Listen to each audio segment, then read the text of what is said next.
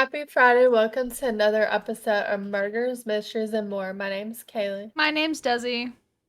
Don't forget to like and subscribe, and don't forget to hit the bell next to the subscribe button to turn on post notifications. Before we get into this case, we always encourage those who have useful information to any unsolved case to please report to your local police and sheriff department.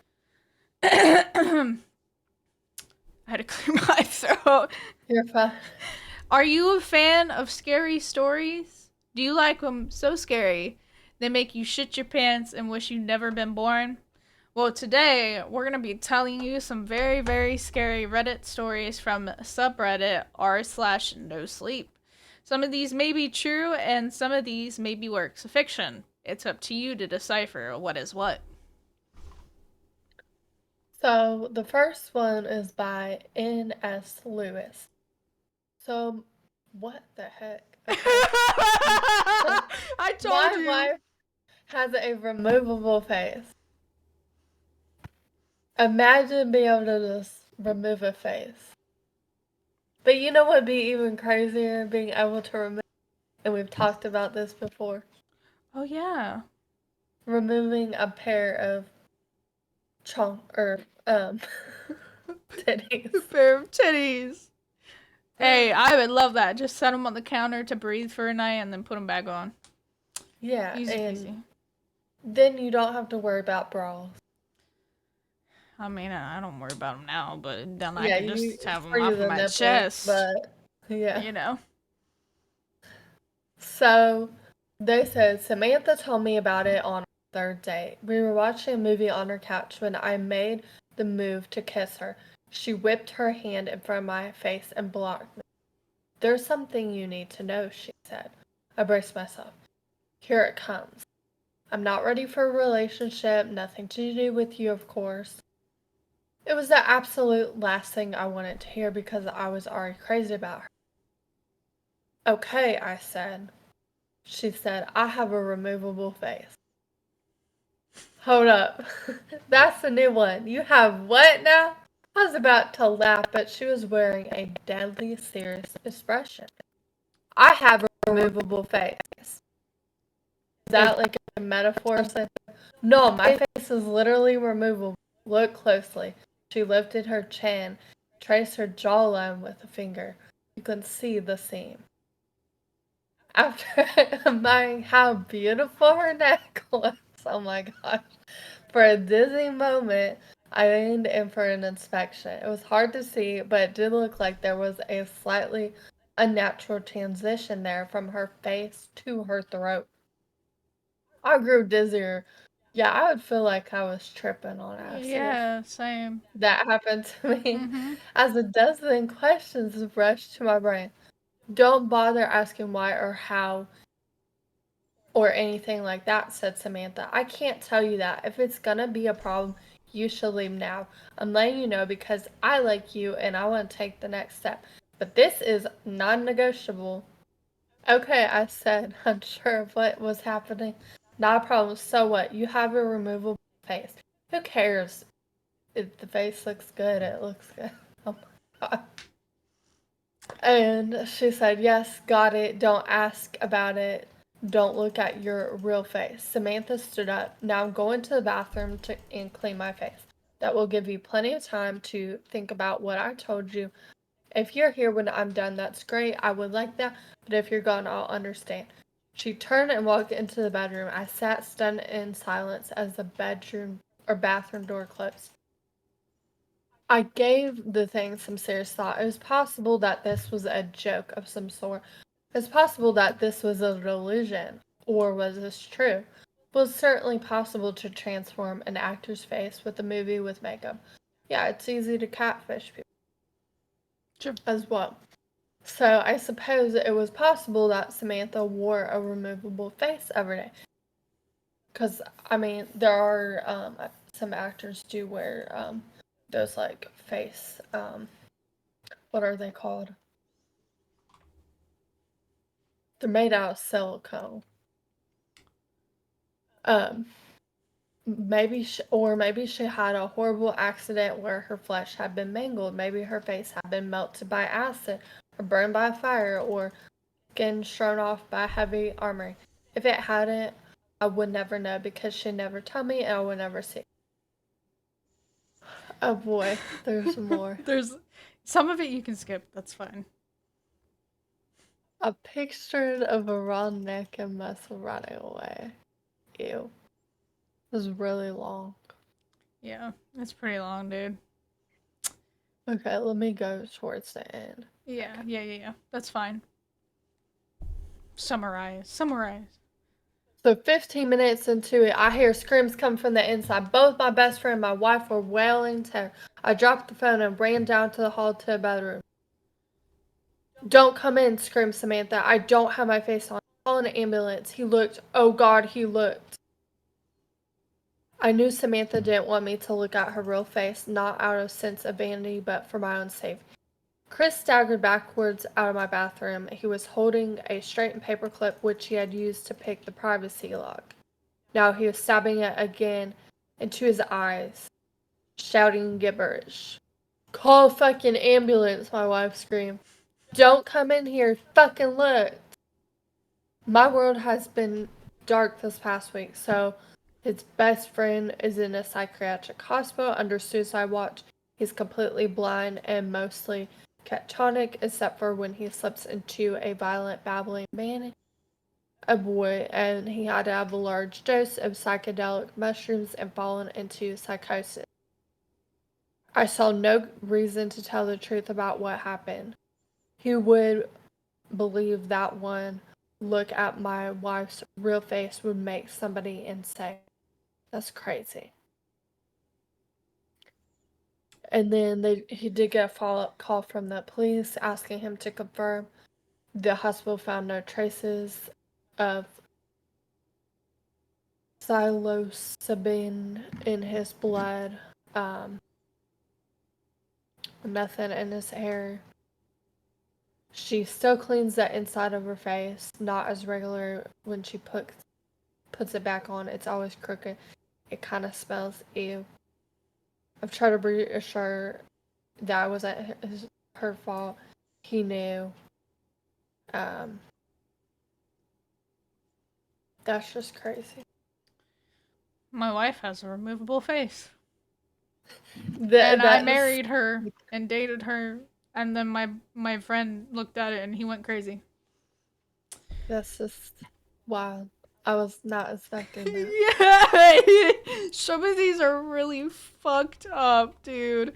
I mean, I guess it's good. I guess they had for themselves. Besides his friend going crazy, they overall had a happy ending. But I did not think it was gonna go that route. It went down some pretty dark things, man. Yeah. The next one. I love this subreddit, dude. It's just fucking wild. The next one is by Grand Theft Motto. I love that name. Yeah. Someone walks whistling past my house every night at 3:03 a.m. Every night, no matter the weather, something walks down our street whistling softly. You can only hear it if you're in the living room or the kitchen when they walk by, and it always starts at exactly 3:03 a.m. The sound starts faint somewhere near the beginning of the lane near the Carson place. We're towards the middle of the street, so the whistling moves past us before fading away in the direction of the cul-de-sac. When I was younger, my sister and I would sneak into the kitchen some nights to listen. Mom and Dad didn't like that though, and we'd catch hell if they found us out there. But they were never too hard on us since we always stuck to the one big rule, which was don't try to look at whatever was whistling. The whistling never Probably not a good idea. Probably not. I don't think I would want to go investigate. This is a little Could be a creepy stalker. It could be anything. You never know. It could be a creature imitating a whistle. You just never know. Sure. The whistling never bothered me much. Like I said, I couldn't even hear it from my bedroom, but Mom and Dad don't like talking about it, so I stopped asking questions. My dad is a strong guy, tall and calm. He has an accent since he moved to the U.S. as a kid. His family, my grandparents, they're from the islands. That's what they call it. My dad, the only time he isn't so calm is if the whistler comes up. He talks a little quicker then, eyes move faster, and he tells us not to think about it so much and to always remember the one rule. Not that we could even look if we wanted to. There are shutters on the inside of every window. My mom, I don't know what she thinks about the whistling. I've seen her out in the living room before at 3:03 a.m. when the sound starts. I could see her if I cracked my door open just an inch to peek. She's not out there often, at least I haven't caught her much, but once or twice a month, I think she sits out there on our big red couch, just listening. Of course, the Whistler has the same tune every night, and it's cheerful. The weather is pretty good, and there's no crime, and everybody's gardens bloom extra bright in the fall. I've heard my mom say about living here a million little blessings, but the main reason we stay here, why we moved here, is my sister Nola. She's born very sick, something with her lungs. We moved into our house to be closer to the hospital, of course. So that's why we stayed, even after we found out that for every small miracle that happens here every day, now and then, some bad things do happen. But they only happen if you look for the whistler. See, our neighborhood has a welcoming committee. They show up with macaroni casserole and a gift basket and a manila folder whenever someone moves in. Where's mine at? Why don't I get that? Excuse me? Then the committee asked to speak to my parents in private, and the committee told my parents about how nice the neighborhood was, except, hard to explain, that the neighborhood was really exceptionally hard to explain, kind of nice, and then told my parents about the whistling that happened every morning at 3:03 a.m. and ended at the tick of 3:05 a.m. Oh, this seems like it's getting really dark for this part. The group, our neighbors, warned my parents that the whistling was quiet, would never harm or hurt us as long as we didn't look for what was making the sound. They said not everyone dies, but the life goes out of them. Even if they live, there's no light in them ever again. What? That's crazy. After the committee left, Dad went out to the hardware store, bought the canvas blinds, latches, locks, etc. I crept out of my room at 3 a.m. only to find my dad awake, sitting on the couch. My dad held up his finger in a motion, but patted the couch next to him. I sat, and we waited. And of course, at 3:03 a.m., they heard the whistling. It came and went, just like our neighbors said. Not long ago, a family moved in directly next to us. The previous owner, Miss Maddie, passed away at age 105. Damn. She was an old bitch. She lived a long life. Yeah, she did. Our new neighbors seemed like they'd fit in just fine. They believed the welcoming committee, took my dad's advice, and whatever newspaper clippings that were in that manila envelope, my dad never let us see. But I imagine it must have been awfully convincing since our neighbors got along and had no issues for the first month. One night, though, when our neighbors had to leave town, they sent their son, Holden, to stay with us. He was 12, a year under me in school. I didn't know him well before that night, but as soon as his parents dropped him off after dinner, I could tell it was going to be a bad time. Oh boy. Do you know who's always whistling out there? Holden asked. The three of us were sitting in the den, some Disney movie playing idly on the television. My sister and I exchanged a glance. We don't talk about it, he said. I think it's that weirdo that lives in the big yellow house on the corner. Mr. Tolles? No way. He's really nice. Must be a psycho killer then. We don't talk about it. Let's go in my room and play Nintendo. We spent the next few hours playing games, eating popcorn, and then watching movies. After my parents had wished us a good night, locked the blinds, Holden stood up from his beanbag and walked over to where Nola and I were sitting on the bed. Have you even tried looking? It's nearly time. This is not gonna this is not gonna end well for somebody. Like most sleepovers, we conveniently ignored any suggestion of a bedtime. I was shocked to see he was right, though. It was 3 a.m. See, I can't even try to look because my dad locks the blinds every night and hides the keys. So does our dad. No, he doesn't. Your dad locks the blinds, yeah, but he doesn't hide the key. He keeps it right on his normal keychain. So after your dad locked up, but before your parents went to bed, I went to the bathroom. And on my way, I may have peeked into the room and seen your dad's keychain on his nightstand, and I may have went and borrowed the key. You're lying. He said, Nolan shrugged. You can check if you want. Just open your parents' door and look. You'll see his keychain right there on the nightstand. I hurried to my parents' room and Holden... Oh, I see.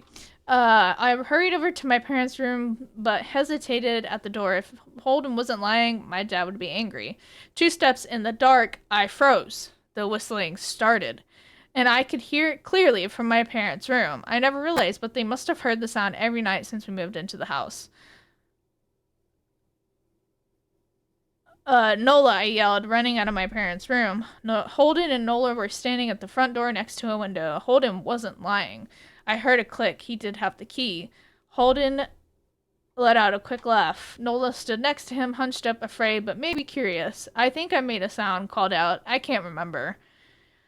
I heard the snap of it start to raise for the window, and I heard the whistling just on the other side, but I had my arms around Nola and turned us so she was facing away from the window. At the same time, the blind whipped open. The whistling stopped. I felt Nola shaking in my arms. Don't look, okay? Don't turn around. Holden, I asked. Silence. I reached past him and felt for the window, eyes still sealed shut.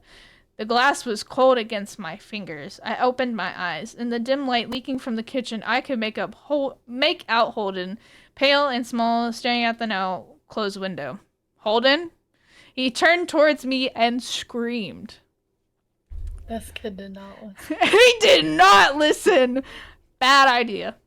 Everything became a flurry of motion. Lights sparked to life in the hall, then the living room. My parents' footsteps thudded across the hardwood floor. He was pale. He had bit his lip so hard there was a thin red line of blood coming down his chin, and he'd wet himself. What happened? My dad asked. I managed to swivel away from Holden and look back. He looked. Just Holden, he mouthed to me. I nodded yes.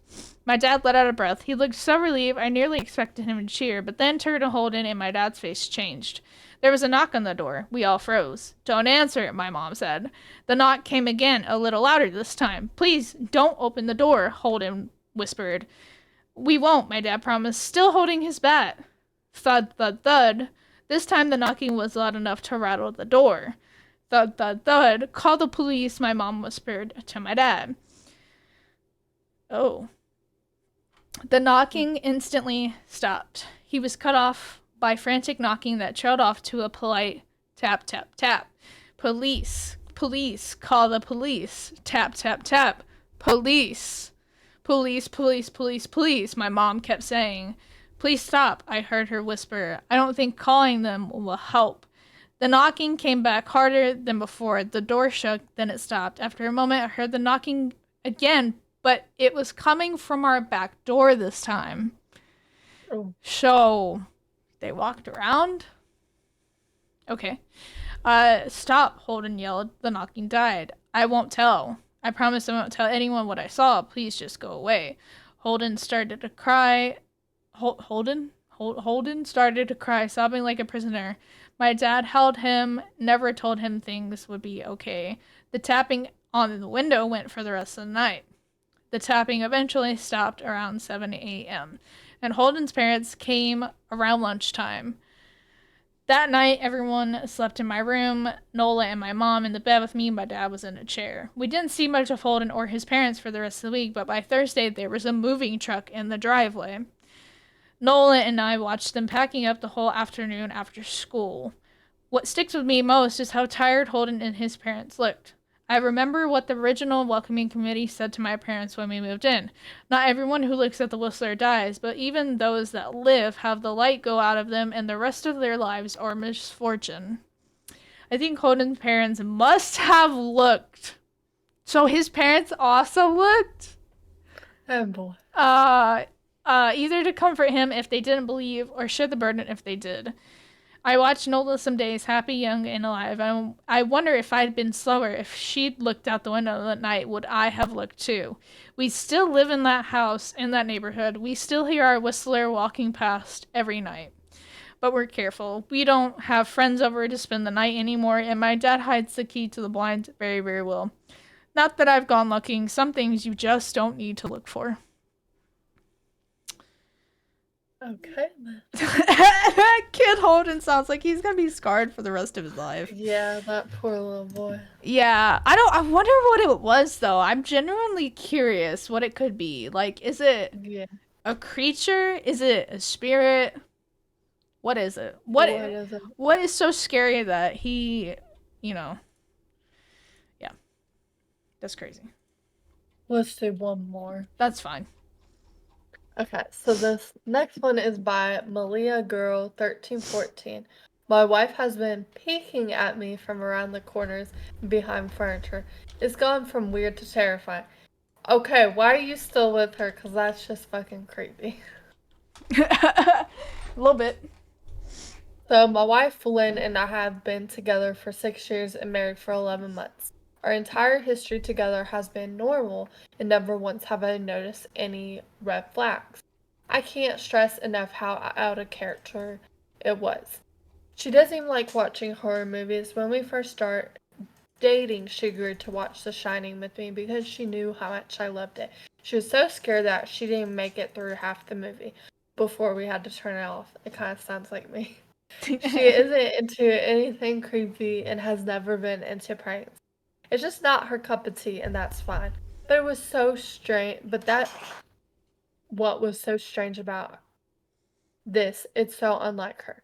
So 2 months ago, I was in the kitchen making myself coffee before work. I was running late and knew I wouldn't be able to make Dunkin' Donuts for my morning fix. I took a sip of coffee as I hurried down towards the front door when it happened to notice Lynn peeking around from the corner ahead of me.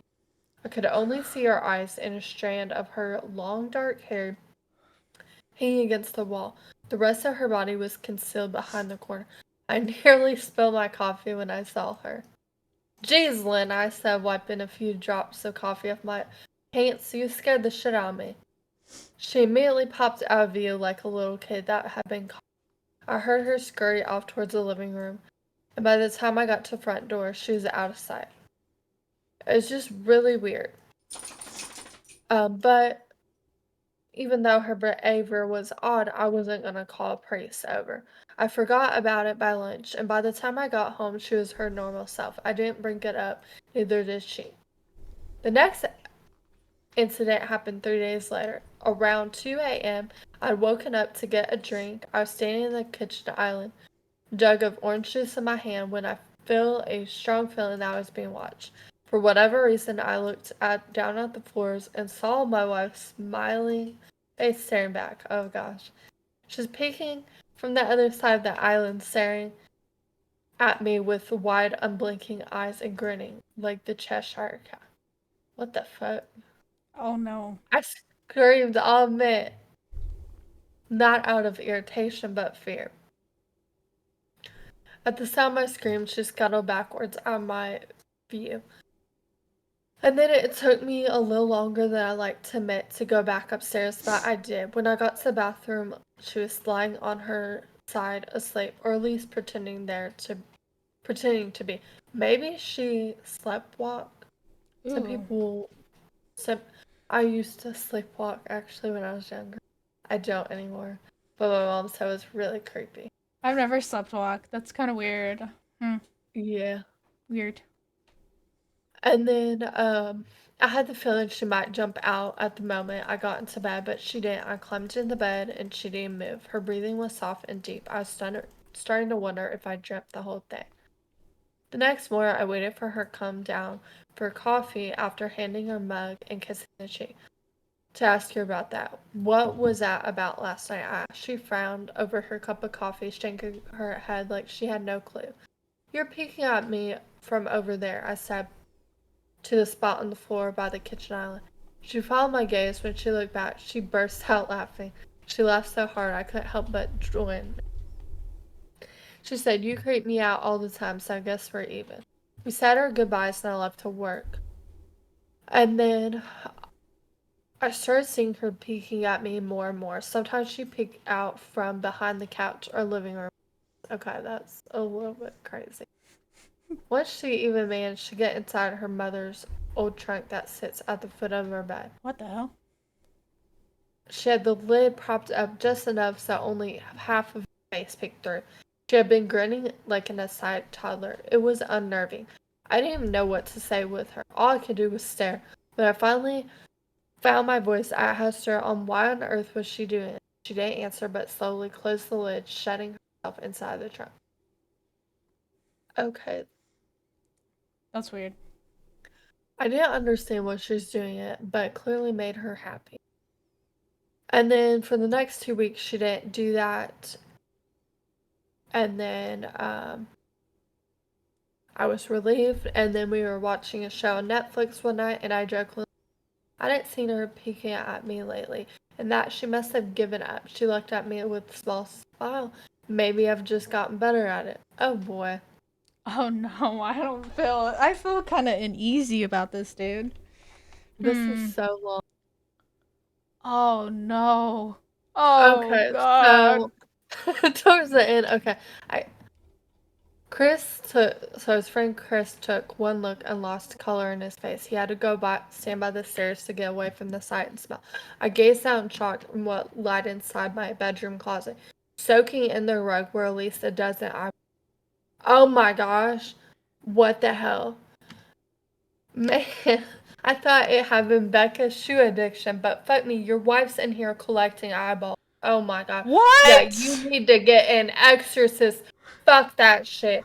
I'd be out. I'd be out. And so this dude Dude. said she doesn't need help, bitch. She needs a fucking exorcist. Well, yeah, no. No duh. Christ, I whispered as soon as I saw what I missed. Under the bed, curled on the side, watching us, with the excitement of a Christmas morning, was my wife. She held her hands together under the chin, and they were shaking eagerly. "Lynn," I said softly. She didn't respond, but her head bobbed back and forth. She would not. "Baby, I just want to help. Can you let me do that?" I asked. I took a step forward. "I love you, Lynn," I said softly, taking another step. She left a tiny moan escape her mouth, and I had to resist the urge to run. Her shoulders were starting to quiver and her eyes grew as large as saucers. "Lynn, are you hurt? You're bleeding." She bobbed her head again, her bloody fingers moving down, playing invisible piano. What the Oh my god, Lynn, bleeding. Instinctively, I reached to take out her hand, but before I could even touch her hand sprang towards me. A sharp pain shot through my arm. I fell back on my ass. My arm burned, and I could see the blood dripping on the carpet. "You all right there?" Chris asked. I turned my head and nodded to him, cradling my arm to the chest. She was staring past me, her eyes glaring at Chris at a hungry like how a hungry lion stares at an antelope. Her mouth was hanging open, but it was twisted. "Are you bleeding?" Chris asked. The moment the words left his mouth, Lynn started scooting out from under the bed, the glass shard in her face. "Chris, run, go." "Yeah, dude, you need to get out." "Jesus, Lynn," Chris said, "you are playing hide and seek. Move your ass, Chris." Yeah, Leave. you Leave. probably leave, call 911, get an exorcist. Like, Burn the body. yeah. "I only want to help," I said, choking back tears. Her eyes focused on me once again. She slowly lifted the glass, holding it in front of her, and then she started sprinting towards me with utter excitement. Thankfully, my body took over. I flew down the stairs, skipping 2 or 3 at a time, made it to the front door before I felt her leap on my back. Oh, God. She wrapped her arms around my neck, her mouth open next to my ear so I could hear those hiccuping sounds close. I shook her off, knocking her to the floor. I felt a searing pain in my back as she went, but I tore open the front door and bolted. Chris was standing there in my front yard talking on the phone with the police. I didn't say a word. I just ran to the car and jumped in. Chris took the hint, followed me, still on the line with 911. Okay.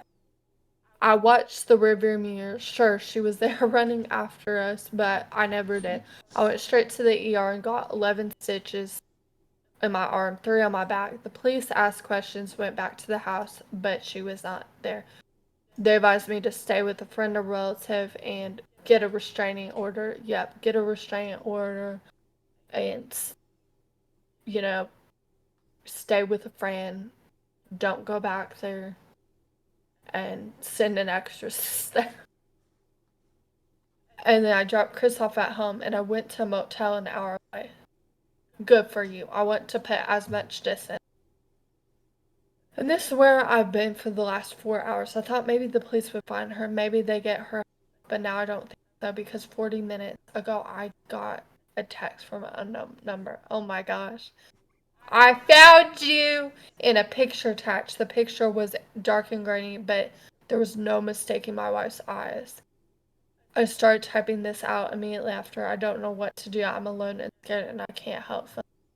Oh my gosh. Yeah, Jesus. Does this man, it's a cliffhanger.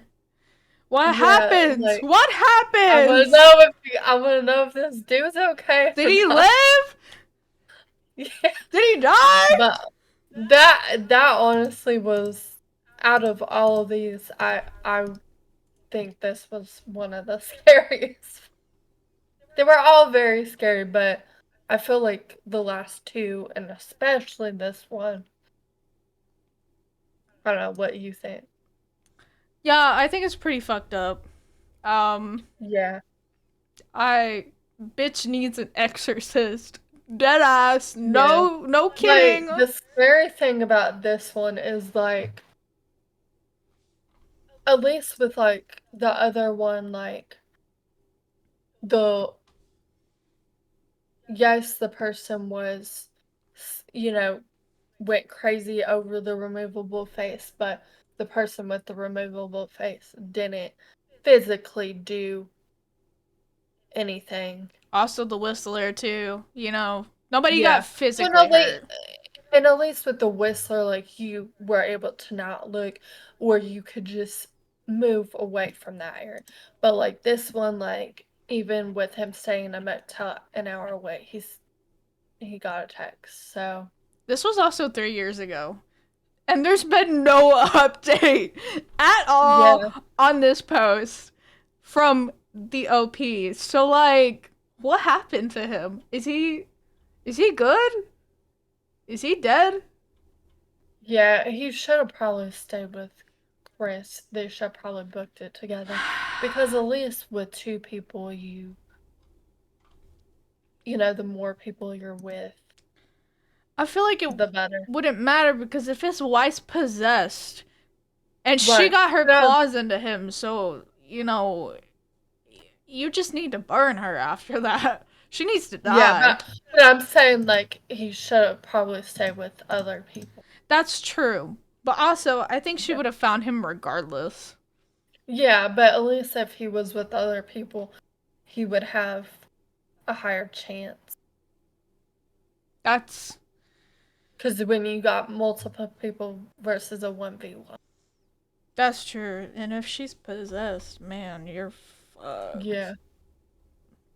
And I thought at first when I was reading this, I was like, oh, is this going to be like um, because some people sleepwalk or have a sleep disorder. No, this is much larger than that. This is possession at its finest Yeah. because what? It took him 180. It was like first it went to peaking and then it went to like violence, killing, trying to go away from your wife, and then she Yeah. finds like what happened? How did she get possessed in the first place? That's what I want to Yeah. know. Although I guess you can get possessed at any time, but yeah, Yeah. it was weird. Let us know what you think in the comments. Maybe we'll do a part two. Maybe. Maybe. Either way, thank you for listening to another episode of Murder Mysteries and More. Tune in next week for another exciting episode. And of course, like always, remember to be aware of your surroundings. You never know when someone might come after you, or when you'll maybe turn into a Reddit story.